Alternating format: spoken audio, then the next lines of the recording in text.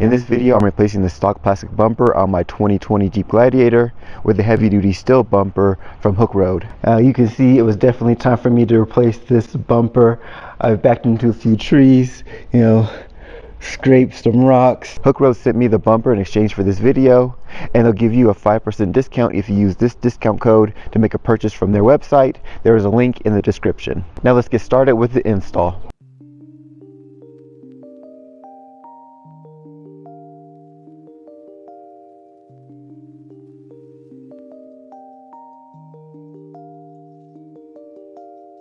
Start by using the 10mm socket to remove the license plate.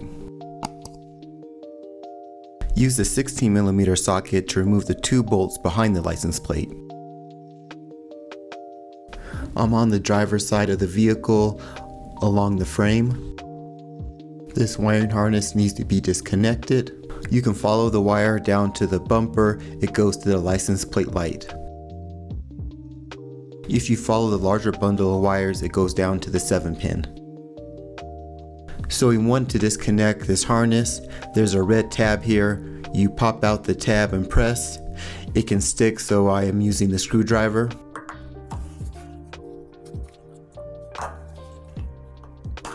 Now we'll disconnect the 7-pin.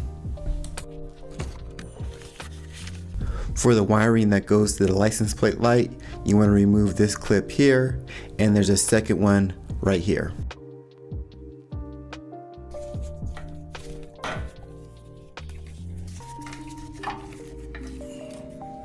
For the 7-pin, you want to remove this clip right here.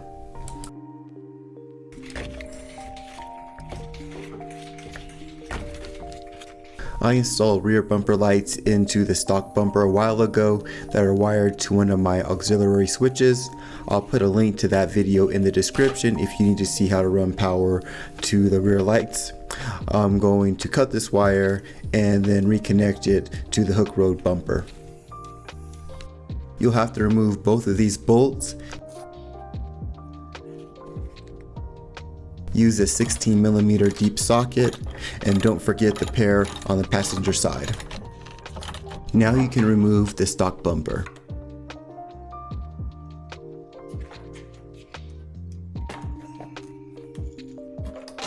Remove the two bolts securing the tow hook to the frame using a 21mm socket.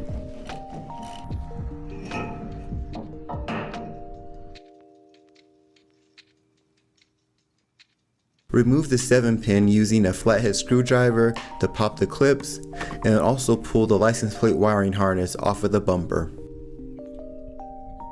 Here's where I ran into my first problem. The 7-pin didn't fit into the bumper. I contacted Hooke Road about the issue of the 7-pin not fitting into the bumper. They advised me to sand down the edges of the 7-pin until it would work. So I grabbed my Dremel and some coarse sandpaper and was able to grind it down so it eventually did fit. So there is a fix to that issue.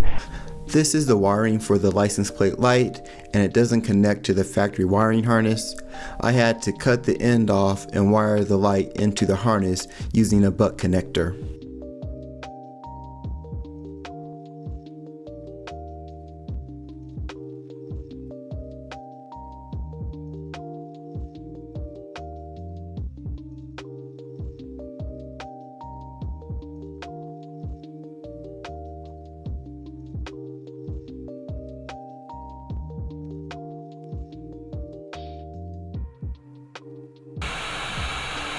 Now that the wiring is complete, you can attach the Hooke Road bumper to the vehicle. Use the provided hardware in a 19mm socket to secure the bumper to the frame. I started with the upper driver's side, then went to the lower passenger side to make sure everything lined up correctly.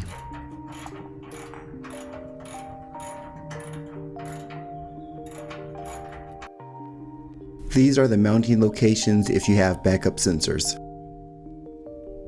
There are two D-ring mounts and two 9,500 pound rated D-rings included. You want to get a 10mm bolt and nut to secure the license plate to the bumper. I really like the Hooke Road bumper. It looks so much better than the plastic stock bumper. It's solid, weighs around 50 pounds. It's compatible with the factory hitch receiver and the backup sensors. As of the day I posted this video, it's $400, which is a great price for a heavy-duty steel bumper. My only real issue with the bumper was the fact that the 7-pin cutout was off. It also would have been nice to have a wiring harness for the license plate light, but overall everything went smoothly and I'm happy with it. Check out this playlist to see more of my Jeep Gladiator installs.